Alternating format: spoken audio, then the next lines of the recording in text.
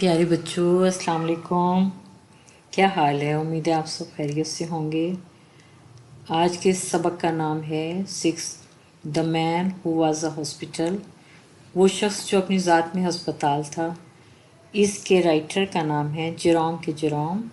इसका तारुफ़ी खुलासा ये है, ये एक मज़ाहिया मज़मून है। मुसन्निफ़ उन लोगों को हदफ़ तनकीद बनाता है, तनकीद का निशाना बनाता है जो तरह तरह के वहमों को दिल में जगह देते हैं। साथ ही वो हमें ये दर्स भी देता है, सबक भी देता है कि कम इल्मी बसा औकात ख़तरनाक हो सकती है। हमें वो काम नहीं करना चाहिए जिसका हुनर हमें नहीं आता। एक मर्तबा मजमून निगार जिगर की गोली से मुतालिक एक इश्तिहार पढ़ रहा था। उस इश्तिहार में जिगर की खराबी से मुतालिक अलामात दर्ज थी। मुसन्निफ को ये वहम गुजरा कि उसका जिगर ख़राब है, और फिर एक दिन वो एक मामूली से मरज़ से मुतालिक मालूमात हासिल करने के लिए ब्रिटिश म्यूज़ियम गया। उसे शक था कि उसे तब का ही बीमारी है। फिर यूं ही बेखबरी की कैफियत में वो बीमारियों से मुतालिक किताब की वरक गर्दानी करने लगा। उसकी नज़र मयादी बुखार पर जा ठहरी। उसे मालूम हो गया कि यह मरज़ भी उससे लाहक हो चुका है। फिर उसकी नज़र एक और बीमारी की तफसीलात पर जा पड़ी। ये बीमारी सेनेट पाई टॉम्स डॉन्स थी। उसके अलामात का मुताला करने के बाद उसे लगा कि ये मरज़ भी उससे लाहक हो चुका है। अब मुसन्निफ़ की दिलचस्पी बढ़ गई। उसने हरूफ तहज्जी की तरतीब से तमाम बीमारियों की तफसीलात पढ़ने और उनको जांचने का फ़ैसला कर लिया। तमाम बीमारियों का मुताला करने के बाद वो इस नतीजे पर पहुंचा कि घुटने की सूजन के अलावा उससे तमाम बीमारियां लाहक हो चुकी हैं। उसे रंज हुआ कि उसे ये एक बीमारी क्यों नहीं लगी। उसने सोचा कि वो अपनी ज़ात में एक अस्पताल बन गया है। अब मेडिकल के तलबा को पूरे अस्पताल के मरीज़ों को देखने से बेहतर है कि वो सिर्फ इसका मुआयना कर लें और डिग्री हासिल करें। इसके बाद वो चेकअप के लिए अपने डॉक्टर के पास गया, जो कि इसका लंगोटिया यार भी था, यानी बचपन का साथी था।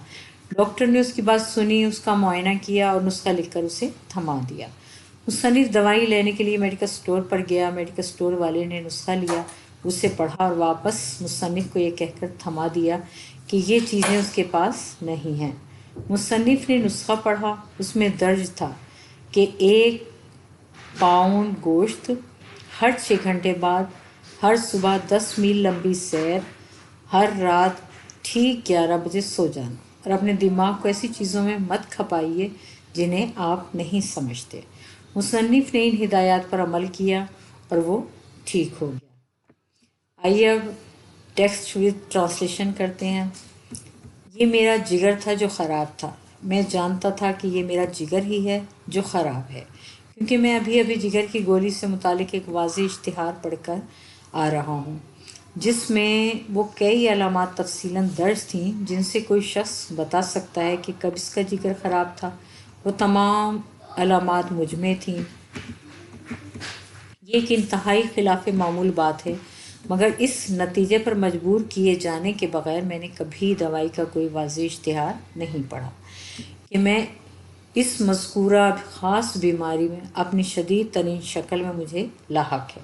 हर बीमारी के बारे में तशख़ीस हमेशा उन तमाम महसूसात से ठीक ठाक मुताबिकत रखती है जो मैंने महसूस किए हुए हैं। एक दिन मुझे ब्रिटिश म्यूज़ियम में जाना याद है। मैं वहाँ एक मामूली से मरज़ का इलाज पढ़ने गया था जिसका मुझ पर हल्का सा हमला था। मेरा ख़याल है कि ये तब का ही मर्ज़ है, यानी बुखार का मरज़ है।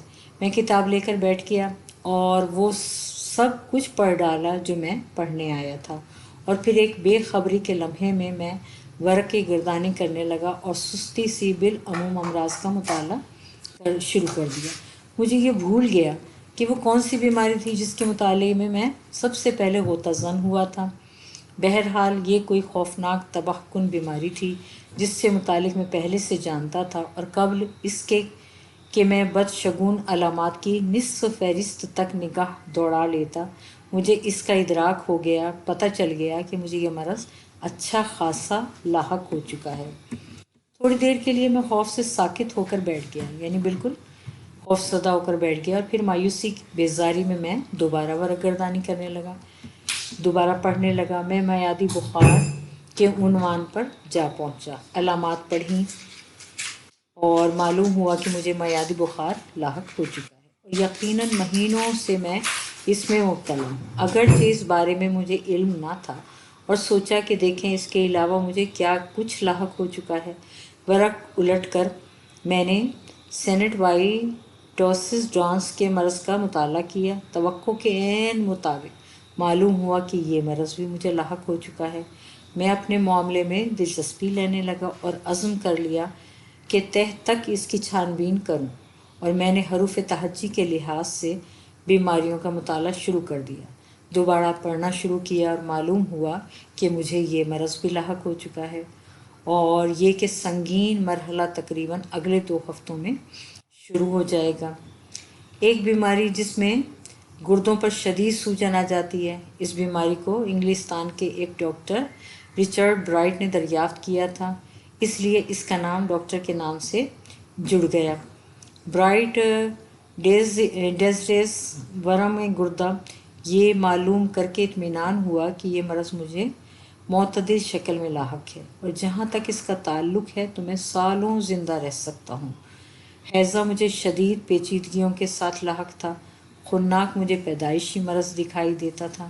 میں نے 26 حروف کی تمام بیماریوں میں باریک بینی سے جان کھپائی، اور نتیجہ یہ نکالا کہ واحد بیماری جو مجھے لاحق نہ تھی گھٹنے کی سوجن تھی۔ اس بیماری کے نہ ہونے پر پہل تو میں قدرے دکھی ہوا، بس کسی طرح سے یہ مجھے تحقیر محسوس ہوئی، مجھے بے عزتی محسوس ہوئی۔ مجھے گھٹنے کی سوجن کی بیماری لاحق کیوں نہیں ہوئی؟ آخر یہ ناگوار آراز کیوں؟ تاہم تھوڑی دیر بعد کم حریصانہ جذبے غالب آ گئے۔ میں نے سوچا کہ علم الادویہ کی دوسری ہر معروف بیماری مجھے لاحق ہے، اور میرے حرص میں کمی آ گئی، اور میں نے گھٹنے کے ورم کی بیماری کے بغیر ہی گزارا کرنے کی ٹھان لی۔ جوڑوں کا درد لگتا یہی تھا کہ مجھے اپنی انتہائی ہلاکت خیز مرحلے کے شکنجے میں جکڑ چکا ہے، اور میں اس سے آگاہ تک نہ تھا، اور زائموسس مجھے واضح طور پر لڑکپن سے لاحق تھا۔ زائموسس کے بعد مزید بیماریوں کا تذکرہ نہ تھا، چنانچہ میں نے نتیجہ نکالا کہ میرے ساتھ مزید کوئی اور مسئلہ نہیں ہے۔ میں بیٹھ کے اور غور کرتا رہا۔ میں نے سوچا کہ طبی نقطۂ نظر سے یہ معاملہ کتنا دلچسپ ہوگا، کسی میڈیکل کلاس میں کتنا زبردست اثاثہ ہوں میں۔ طلباء کو ہسپتالوں میں پھرنے کی ضرورت نہیں ہوگی، اگر میں ان کے پاس ہوں۔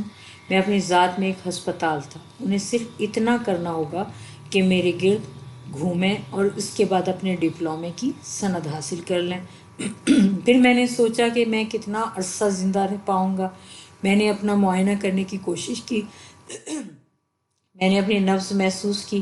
پہلے تو مجھے کوئی نبض ہی نہ ملی، پھر اچانک یہ چلتی ہوئی محسوس ہوئی۔ میں نے اپنی گھڑی نکالی اور اس کے نبض کا وقت نوٹ کیا۔ میں نے اس کی رفتار 147 دھڑکنیں فی منٹ پائی۔ میں نے اپنے دل کی دھڑکن کو محسوس کرنے کی کوشش کی۔ میں اپنے دل کی دھڑکن کو محسوس نہ کر سکا، یہ دھڑکنا بند ہو چکا تھا۔ اس وقت سے میں یہ رائے رکھنے پر آمادہ ہوا ہوں کہ یہ دل ہر وقت اپنی جگہ پر رہا ہوگا اور ضرور دھڑکتا رہا ہوگا، مگر میں اس کی وضاحت نہیں کر سکتا۔ میں نے اپنے جسم کے تمام اگلے حصوں کو اپنی کمر سے لے کر اپنے سر تک، اور کسی قدر دونوں اطراف میں، اور کسی قدر اپنی پیٹھ پر اوپر کی جانب تھپ تھپایا، لیکن میں کچھ محسوس نہ کر سکا، نہ سن سکا۔ میں نے اپنی زبان کو دیکھنے کی کوشش کی۔ میں نے اس سے اتنا زیادہ باہر نکالا جتنا کہ یہ آ سکتی تھی۔ میں نے ایک آنکھ بند کی اور دوسری سے اس کا معائنہ کرنے کی کوشش کی۔ میں صرف زبان کی نوک دیکھ سکا، اور اس سے وہ واحد چیز جو میں معلوم کر سکا وہ یہ تھی کہ مجھے پہلے سے بھی زیادہ یہ یقین ہو گیا کہ میں لال بخار میں مبتلا ہوں۔ میں اس برٹش میوزیم مطالعہ گاہ میں ایک خوش باش اور صحت مند آدمی کی صورت میں چل کر گیا تھا۔ میں شکستہ تباہ حال آدمی کی صورت میں گھسیٹتا ہوا باہر آیا۔ میں اپنے ڈاکٹر کے پاس گیا۔ وہ میرا پرانا لنگوٹیا یار، یعنی میرے بچپن کا ساتھی تھا، اور میری نبض دیکھتا ہے اور میری زبان دیکھتا ہے، موسم سے متعلق گفتگو کرتا ہے، یہ سب کچھ بلا معاوضہ کرتا ہے۔ جب میں خود کو بیمار سمجھتا ہوں، بس میں نے سوچا کیا میں اس ڈاکٹر کے پاس جا کر اس پر احسان کروں گا۔ میرا خیال تھا کہ جس چیز کی ڈاکٹر کو خواہش ہوتی ہے وہ پریکٹس ہے اور مجھے پالے گا۔ وہ ان 1700 عام اور معمولی مریضوں کی نسبت جو صرف 1 یا 2 بیماریوں کا شکار ہوئے ہیں مجھ سے زیادہ پریکٹس تجربہ حاصل کر لے گا۔ بس میں سیدھا اس کے پاس گیا اور اس سے ملا اور اس نے کہا کہ اچھا، آپ کے ساتھ کیا مسئلہ ہے جناب؟ میں نے کہا پیارے دوست، میں یہ بتانے میں آپ کا زیادہ وقت نہیں لوں گا کہ میرے ساتھ کیا مسئلہ ہے۔ زندگی مختصر ہے اور ہو سکتا ہے کہ میری بات ختم کرنے سے پہلے تم گزر جاؤ، لہٰذا میں صرف تمہیں یہ بتاؤں گا کہ میرے ساتھ کیا مسئلہ نہیں ہے۔ مجھے گھٹنے کے ورم کی شکایت نہیں ہوئی ہے، میں تمہیں اس کی وجہ نہیں بتا سکتا، مگر حقیقت یہی ہے کہ مجھے یہ مرض لاحق نہیں ہوا ہے، تاہم اس کے علاوہ ہر بیماری مجھے لاحق ہو چکی ہے۔ اور میں نے اسے بتایا کہ کسی طرح مجھے یہ تمام کچھ معلوم ہوا ہے۔ پھر اس نے میرا منہ کھولا اور اس کے اندر دیکھا اور مضبوطی سے میری کلائی کو پکڑا اور پھر مجھے چھاتی پر مکہ مارا، جبکہ میں اس کی توقع نہیں کر رہا تھا۔ میں اسے ایک بزدلانہ حرکت کہوں گا۔ اور اس کے فوراً بعد اس نے اپنے سر کے پہلو سے مجھے ٹکر ماری۔ اس کے بعد وہ بیٹھ گیا اور نسخہ لکھ ڈالا اور اسے تہہ کیا اور مجھے دے دیا، اور میں نے اسے اپنی جیب میں ڈالا اور باہر نکل گیا۔ میں نے اسے نہ کھولا، میں اسے قریب ترین دوا فروش کی دکان پر لے گیا اور اسے تھما دیا۔ اس دوا فروش نے اسے پڑھا اور اسے واپس مجھے تھما دیا۔ اس نے کہا کہ یہ اشیاء اس کے پاس نہیں ہیں۔ میں نے کہا کیا آپ ایک دوا فروش نہیں ہیں؟ اس نے کہا کہ میں ایک دوا فروش ہوں۔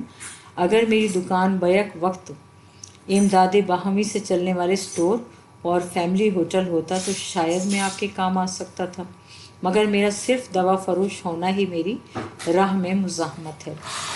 میں نے نسخہ پڑھا اور اس میں درج تھا 1 پاؤنڈ بڑا گوشت ہر 6 گھنٹے بعد، ہر صبح 10 میل لمبی سیر، ہر رات ٹھیک 11 بجے سونا، اور اپنے دماغ کو ایسی چیزوں میں مت کھپائیے جنہیں آپ نہیں سمجھتے۔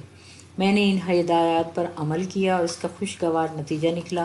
اپنے جذبات کا اظہار کروں یہ کہ میری زندگی بچ گئی اور ابھی تک بسر ہو رہی ہے۔ اگر آپ کو ہماری یہ ویڈیو پسند آئی ہے تو لائک کریں اور اسے سبسکرائب کریں۔ ایسی مزید ویڈیوز دیکھنا چاہتے ہیں تو ہمیں سبسکرائب ضرور کریں۔ ہمیں دعاؤں میں یاد رکھیں۔ خدا آپ کا نگہبان ہو، وہی ہم سب کا خالق، مالک اور رازق ہے۔ اللہ حافظ۔